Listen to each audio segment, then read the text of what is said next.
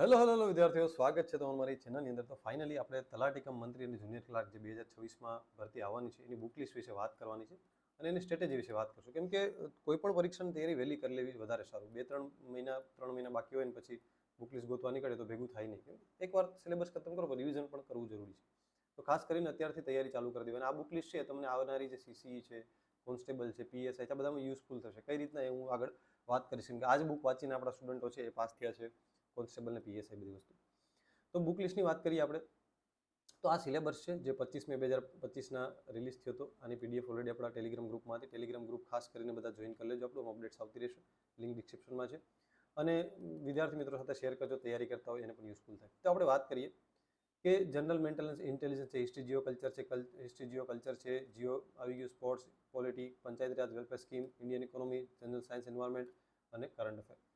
તો આટલા ટોપિક છે. તો એક પછી એક સબ્જેક્ટમાં વધારે સમય આપણે બગાડતા વગર આપણે ચાલુ કરી દઈએ. તો પહેલા વાત કરીએ હિસ્ટ્રી, જીઓ અને કલ્ચર માટે શું કરવું જોઈએ. તો હવે તમને ખબર છે કે એક્ઝામ પેટર્ન આઈ થિંક ખબર હતી. 70 માર્ક્સનું જીએસ છે તમારું, 20 માર્ક્સનું ઇંગ્લિશ ગુજરાતી અને 40 માર્ક્સનું મેથ્સ રીઝનિંગ છે. આવી કંઈક 150 માર્ક્સની પેટર્ન છે. તો હવે વાત કરવાની છે કે ભાઈ હિસ્ટ્રી, જીઓ અને કલ્ચર ક્યાંથી કરવું. તો પહેલાં વાત કરીએ ઇન્ડિયાનું. તો ઇન્ડિયાના હિસ્ટ્રી, જીઓ કલ્ચર માટે એક જ બુક કરશો એટલે ઇનફ છે. આપણા કોન્સ્ટેબલ, પીએસઆઈ, સીસી ગ્રુપ, બી, આ બધા આમાંથી વાંચીને પાસ થયા છે. એટલે એવું ન વિચારતા કે ભાઈ આ ઇનફ છે, મારે તો હવે એક single subject wise book list લઈ લઉં તો ચાલશે. તો જો સમજી લો ભાઈ, 70 માર્ક્સમાં બધું જીએસ આવી જાય. એમાંય હિસ્ટ્રી, જીઓ કલ્ચર, એમાંય ગુજરાત ભારતનું અલગ. તો તમે હવે એના માટે થઈને ટૂંકમાં વાદળી બનાવી બુકની, એના માટે ભેંસ મારવાની જરૂર નથી તમારે. જેટલું ઇનફ છે. આપણે book list short and sweet હશે પણ મેક્સિમમ રિવિઝન કરશો એટલે આવડશે. આપણે બહુ બુકના થોથા ભેગા નથી કરી લેવાના. આ બુક મોર દેન ઇનફ છે. ઇન્ડિયાનું બધું આમાંથી કવર થઈ જાય. આની બહાર જાય તો ભલે જાતું. કેમ કે 70 માર્ક્સમાંથી ઘણા બધા સબ્જેક્ટ છે, 10-11 સબ્જેક્ટ છે, બરાબર. એ સબ્જેક્ટમાંથી પણ હિસ્ટ્રી, જીઓ કલ્ચરમાં પણ પાછું ગુજરાતનું અલગ છે. તો એના માટે થઈને એટલું બધી વસ્તુ કરવાની કોઈ જરૂર છે નહીં. તો આટલું કરી લો એટલે ઇનફ છે. પછી વાત કરીએ ગુજરાત. તો તમારે એક પહેલાં તો જીએસની બુક લઈ લેવાની છે. શહેજાદ કાજી છે, જ્ઞાનદીપ જનરલ નોલેજ, લિબર્ટીની લઈ શકો, યુવાની બુક લઈ શકો, કોઈ પણ એક લઈ શકો. પણ આની અંદર ગુજરાતની ભૂગોળ સારી એવી રીતના આપેલ છે, નકશા બક્ષાને સાથે ગુજરાતના જિલ્લાઓને બધું. તો આ સજેસ્ટ કરીશ. 2025 વાળું એડિશન લેવું એટલે વાવ-થરાદ જે નવો જિલ્લો બન્યો આની અંદર આવી જશે. તો આ લઈ લેવું. તો ભૂગોળ ગુજરાતનું આની અંદરથી કરવું. આ કોકને એમ થાય કે નહીં ભાઈ ભૂગોળમાં મારે પીએચડી કરવું છે તો વધારે ડીપમાં સાહેબ આપો, તો પછી લિબર્ટીની જે બુક છે એ લઈ શકો. પણ હું સજેસ્ટ કરી ત્યાં સુધી આ બુકમાંથી કરવું. હવે ઇતિહાસ. તો ઇતિહાસ માટે આપણે વાત કરીએ. ગુજરાતના ઇતિહાસ માટે ભારતનું 3 આમ આવી ગયું ભાઈ. ગુજરાતના ઇતિહાસ માટે વાત કરીએ. આ ક્યાંથી મગાવી તો અલગ અલગ સાઇટના નામ તમને કહીશ આગળ. ઓઝા બુક સ્ટોર છે, ગુજુ બુકવાલે છે, કૃષ્ણ બુક સ્ટોર ભાવનગર છે. એક બે વાત કહીશ તમને. ઇતિહાસ, ગુજરાતના ઇતિહાસ માટે જુવાનસિંહ જાડેજા સરની ફ્રીમાં પીડીએફ આવે છે. હું ટેલિગ્રામ ચેનલમાં, આપણી ટેલિગ્રામ ચેનલમાં છે જ, ત્યાં લખશો ટેલિગ્રામમાં જુવાનસિંહ જાડેજા એટલે મળશે. ફ્રીમાં પીડીએફ છે. પહેલાં સાહેબ વર્લ્ડ ઇનબોક્સમાં હતા અને એને પોતે જ ફ્રીમાં બધાને આપી દીધી છે. એટલે એમાંથી કરી શકો છો. કોઈ કોપીરાઇટ ઇશ્યુ નથી. તો એ કરવાનું. જો બીજી વસ્તુ એ છે કે ઇતિહાસ છે એમાં અમુક ટોપિક છે ભારતમાં આવી જશે. જેમ કે સિંધુ ખીણની સભ્યતા તમે ભારતના ઇતિહાસમાં ભણશો તો ગુજરાતના સ્થળો એમાં આવી જશે ઓલરેડી. તો તમારે ક્યાંય અલગથી પછી ઓછું કરવાનું છે ગુજરાતના ઇતિહાસમાં. ગુજરાતના ઇતિહાસમાં ક્યાં સોલંકી, વાઘેલા ને ક્ષત્રપકાળથી એ બધા છે એ રાજવંશો થોડા ઘણા ગુજરાતના અલગથી કરવા પડશે. બાકી બધું આની અંદર મોસ્ટ ઓફ કવર થઈ જશે. પછી જેમ કે વિપ્લવ છે તો 1857નો વિપ્લવ છે તો ગુજરાતના સ્થળો આવી જશે. એવું નહીં કે ભાઈ ગુજરાતના સ્થળોને કાઢી મૂક્યા, એને ગુજરાતના ઇતિહાસમાં કવર કરશું. હા, એ એનસીઆરટી જીસીઆરટીમાં આવતા હોય એ તો કવર કર્યા જ હશે. એટલે આની અંદર કવર થઈ જશે મોસ્ટ ઓફ. જેમ કે સત્યાગ્રહો છે તો ખેડા સત્યાગ્રહ છે, બોરસદ સત્યાગ્રહ છે. તો ગુજરાતના સત્યાગ્રહ છે પણ ભારતના ઇતિહાસની અંદર સત્યાગ્રહમાં આવી ગયા હોય. ભારતમાં યુરોપિયન પ્રજાનું આગમનમાં ગુજરાતનું યુરોપિયન પ્રજાનું આગમન આવી ગયું હોય એટલે તમારે ઓછું કરવું પડે ગુજરાતનો ઇતિહાસ. એટલે એના માટે અલગ બુક ઇનફ છે. આ બુકમાંથી કરશો એટલે ઇનફ છે. કેમ કે ઓલરેડી રિવિઝન પણ થઈ જાય. જેમ કે જૈન ધર્મ, બૌદ્ધ ધર્મ છે તેના માટે ગુજરાત માટે અલગ કરવાની જરૂર નથી. હા, એક બે ગુજરાતમાં જે સંગતિ ભરાણી હતી એનું કરવું હોય તો એ આમાંથી થઈ જશે કવર. એટલે એના માટે અલગ બુક સજેસ્ટ કરી છે. ગુજરાતની ભૂગોળ અહીંયાથી કરજો. ગુજરાતનો વારસો અહીંયાથી કરજો. ગુજરાતના વારસા માટે કોઈ એક સેપરેટ બુક એવી નથી કે જે શોર્ટ એન્ડ સ્વીટમાં થઈ જાય. થોડુંક વધારે લેન્ધી બુક છે પણ ગુજરાતનો વારસો લેન્ધી કરો તો ચાલશે, બધી એક્ઝામમાં કામ લાગશે. અને આમે આપણો જે ગુજરાતમાં રહેતા હોય એનો વારસો હોય તો વધારે થોડીક વાંચવાની પણ મજા, અમુક મેળા હાથે. એટલે તમને કંટાળો નહીં આવે. બુક મોટી લાગશે પણ ઇઝીલી થઈ જશે. એટલે ડોન્ટ વરી. બાકી પણ કરવું હોય તો કોઈ જીએસની બુકમાંથી કરી શકો. પણ આ રીતના મારા ખ્યાલ મુજબ કરી શકાય. આ સજેસ્ટ મેં બુક લિસ્ટ કરેલી હતી બધાને. ઇકો અને એન્વાયરમેન્ટ આ મોર દેન ઇનફ છે ભાઈ. એન્વાયરમેન્ટ અને ઇકોલોજી માટે આનાથી કંઈ ઇશ્યુઝ બહુ કરવાની જરૂર નથી. પછી ઇકો પીએચડી કરવા માટે આખી અલગ ઇકોનોમિક્સની એન્વાયરમેન્ટની બુક લઈ લો તોય ચાલે. પણ મેં કીધું એમ કે ભાઈ અમુક કેટલા ટોપિક છે જોવાનું છે. એટલે બેઝિક જેમ તમે રેવન્યુ તલટીમાં જોયું છે તો બેઝિક હતું તો એ રીતના હશે. સિંગલ એક્ઝામ છે, થોડુંક કોમ્પિટિશન હશે પણ જેમ બને એમ વધારે પ્રેક્ટિસ કરશો એમ થશે. પણ મેં તમને કીધું એમ કે જ્યાં વધારે વેટે છે ત્યાં ફોકસ કરો. ભાઈ મેથ્સ, રીઝનિંગ છે, ગુજરાતી છે, ઇંગ્લિશ છે, તો ત્યાં ફોકસ કરો ને. આપણે સ્ટ્રેટેજી વિડીયોમાં આગળ વાત કરીએ તો ત્યાં આપણે મેઇન ફોકસ કરવાની જરૂર છે. તો ઇકો અને એન્વાયરમેન્ટ ક્યાંથી કરવાનું? તો આ યુવા એનસીઆરટી પાર્ટ 2 નામની બુક છે, એમાં અર્થતંત્ર અને પર્યાવરણ. આમાં સમજાય નહીં તો મેં બુક્સ તવા આના વિડીયો સર્ચ કરજો યુટ્યુબમાં, એ તમને આરામથી મળી જશે. આની અંદરથી અર્થતંત્રના વિડીયો કન્સેપ્ટ ક્લિયર થઈ જશે, પછી વાંચશો તો સમજાય, બાકી અમુક વાર નહીં સમજાય. તો એ જોવું ને. એન્વાયરમેન્ટમાં તો લાગે એવું તો કોઈ પર્ટિક્યુલર ટોપિકને યુટ્યુબમાં સર્ચ કરી લેવો તો તમને આમાંથી થઈ જશે, પણ આ બુક વાંચશો એટલે ઇનફ છે. પોલિટી માટે તો હવે તમે એમ કહેશો કે સાહેબ બોલી મોટી જાડી બુક વાંચી લે, તો પણ તમે વિચારો કે ભાઈ આમાં મેન્સ છે નહીં, તો એ બુકની અંદર અમુક એવું કન્ટેન્ટ પછી મેન્સમાં કામ લાગે, તો એ બધી વસ્તુ કન્ટેન્ટ નીકળી જાય અને તારે પ્રિલિમ માટે કરવું હોય તો આ ઇનફ છે. 1-2 માર્ક ભલે ઓછું પૂછાય પણ તમને આ એક નાનું મટીરિયલ મળે તો આ કરી શકો. અથવા તો કાઝી સાહેબની બુક પણ કરી શકો છો પોલિટી માટે. બસ પોલિટી માટે બીજું કંઈ ખાસ જોવાની જરૂર છે નહીં. સાયન્સ એન્ડ ટેક માટે હા, અહીંયા યુવા એનસીઆરટી સિરીઝવાળી બુક પણ ચાલે. તમે એમ કહેશો સાહેબ પાર્ટ 3 ચાલે, તો પાર્ટ 3 વાળી બુક કરતા હું તો કહું આ થોડીક મોટી કરજો. પોલિટી બધી માટે આઈએપી છે, થોડું કન્સેપ્ચ્યુઅલ ક્વેશ્ચન ઓલું પેલું છે, એટલે થોડીક શોર્ટ એન્ડ સ્વીટ કરતા આ બુક કરશો તો વધારે સારું છે. સાયન્સ એન્ડ ટેક માટે આ બુક કરશો એટલે અમે વિજ્ઞાન અને ટેકનોલોજી અને સામાન્ય વિજ્ઞાન બંને આવી હશે, આઈટી ને બધું આઈટીસી ને. બાકી મોસ્ટ ઓફ છે સંરક્ષણ ક્ષેત્ર ને બધું કરંટમાં આવી હશે. તાજેતરમાં કઈ તોપ ફોડી, કઈ મિસાઇલ ફોડી, અંતર શું છે, કઈ સંરક્ષણ ટેકનોલોજી, ક્યાં કવાયત, તો એ બધી વસ્તુ તમારે કરંટમાં કવર થઈ જશે. એટલે આના માટે આટલી બુક ઇનફ છે. આ 150 પાનાની બુક છે તો એ કરી લો તો ચાલશે, બરાબર. પાર્ટ 3માં પણ આ કવર થઈ જશે, પણ પાર્ટ 3 ન લો તો આ અલગથી બુક લઈ લેવી સારી. પછી મેથ્સ અને રિઝનિંગની વાત કરીએ તો મેથ્સ અને રિઝનિંગની અંદર હું કોઈ પર્ટિક્યુલર બુક સજેસ્ટ નથી કરતો, કેમ કે એમાં હું હા જો ઇતિહાસ છે તો એમાં કહું કે એકને એક બુક 10 વાર વાંચી લેવું. મેથ્સ રિઝનિંગમાં એવું ન હોય, એમાં અલગ અલગ દાખલા પ્રેક્ટિસ કરવાના. તમે જે લર્નિંગ પોકેટ છે, સારથી છે, ગણિત છે, એટલે મતલબ નીરજ ભરવાડ સાહેબ છે, બકુલ પટેલ સાહેબ છે, એનો કોર્સ લેવો હોય તો જા. મેથ્સ રિઝનિંગ કોઈ ન ફાવતું હોય તો કોર્સ લઈ લેવો ભાઈ. એમાં બાંધછોડ નહીં કરવી કે ભાઈ સેલ્ફ પ્રિપેરેશન અમુક વસ્તુ સાવ ફાવતી ન હોય તો પછી ક્યાંક થોડોક તમારે એવું લાગે તો એનો કોર્સ પરચેસ કરી લેવો. નીરજ ભરવાડ છે, પછી લર્નિંગ પોકેટ છે, સારથી ભાઈ કુણાલ બોચિયા સર છે અને બકુલ પટેલ સાહેબ છે. કોઈનું પણ તમને જે ઠીક લાગે એ કરી લેવું. આમાં કોઈ પર્ટિક્યુલર બુક હું સજેસ્ટ નથી કરતો કે આ જ બુક વાંચવીને આ બુકથી પાસ થશો, કેમ કે ડાયનેમિક સબ્જેક્ટ છે, અલગ અલગ દાખલા હોય, અલગ અલગ બધાની મેથડ હોય. આમાં કોઈ પણ બુક તમે પ્રેક્ટિસ માટે કરી. મેં એકથી વધારે બુક પણ આમાં પરચેસ કરી હતી, કેમ કે મેં આમાં કરી ત્યારે વેબ સંકુલની બુક સારી આવતી હતી ત્યારે મેં કરી હતી. અત્યારે પણ સારી જ આવે છે, પણ ત્યારે આ બધી બુક નથી એટલે મેં ત્યારે એ કરેલી હતી. એની અંદરથી પ્રેક્ટિસ દાખલા કાઝી સાહેબની બુક મેથ્સમાંથી પ્રેક્ટિસ કરેલી હતી. 2 બુક મેં પ્રેક્ટિસ કરેલી હતી. અને કોઈના લેક્ચર તો યુટ્યુબમાંથી ફ્રીમાં જોઈને કરતો હતો. એક્ઝામ છે યુટ્યુબમાં ફ્રીમાં મળી જશે. કોર્સ પરચેસ કરવો હોય તો બકુલ પટેલ સાહેબ કોઈનો પરચેસ કરી શકો છો, અને એના પ્રેક્ટિસ દાખલા છે તો એ પણ અહીંયા કરી શકો છો. થોડુંક ઉતાવળમાં બોલીશ કેમ કે તમારો વધારે સમય નહીં લો. તો મેથ્સ રિઝનિંગની વાત કરીએ. રિઝનિંગ માટે પણ એક છે યુવાની બુક, રિઝનિંગ માટે સારી છે. મેથ્સની મને યુવાની બુક એટલી બધી ઠીક લાગી છે એટલે મેં સજેસ્ટ નથી કરી. રિઝનિંગની યુવાની બુક ક્લાસ 1-2 વાળી સારી છે, બધા ટોપિક કવર થઈ જશે. વેબ સંકુલની પણ સારી છે, નીરજ ભરવાડ સાહેબની પણ સારી છે, અને બકુલ પટેલ સાહેબનું પણ કામ સારું છે. તો એમાં કોઈ પણ તમારી રીતના જોઈ લેવું ડેમો કોપી, અથવા તો ત્યાં બુક સ્ટોરે જઈને ચેક કરી લેવું. તો આમાં કોઈ કન્ફ્યુઝન છે નહીં કે મેથ્સ રીડિંગ માટે શું કરવું. હા, કોઈ સારો એવો કોર્સ મેં 2-3 સજેસ્ટ કર્યા, એમાંથી કોઈ એક કોર્સ લઈ લેવો જો સાવ ફાવતું ન હોય તો, કેમ કે પછી સમય ઓછો હોય ત્યારે થોડુંક એવું કરવું પડે.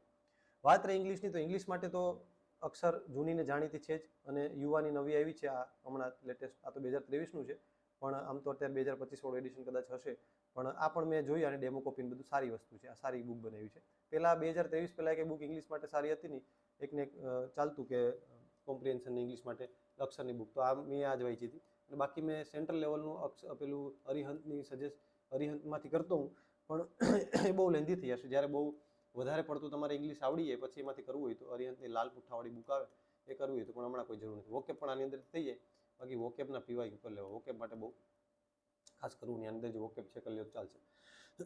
બાકી આપણે ઇંગ્લિશની ટેસ્ટ સિરીઝ છે પણ જોઈ લેજો. આપણો મેન્ટરશિપ પ્રોગ્રામ કઈ રીતના છે વાત કરીએ આગળ. પછી છે ગુજરાતીમાં એક જ ચાલે ભાઈ, કભી કભી લગતા પુનિત જુગાને. વ્યાકરણ વિહાર કરી લો એટલે બધું આવી જાય. વોકેબ, ગુજરાતી, ગ્રામર, બધું કોમ્પ્રિહેન્શન, આ બધી વસ્તુ આવી જશે. કોમ્પ્રિહેન્શન કદાચ નહીં આવે તો બાકી બધી વસ્તુ આની અંદરથી આવી જશે. ભાષા, વ્યાકરણ, શબ્દબંધો, અર્થગ્રહણ, બધી વસ્તુ આની અંદર આવી જાય.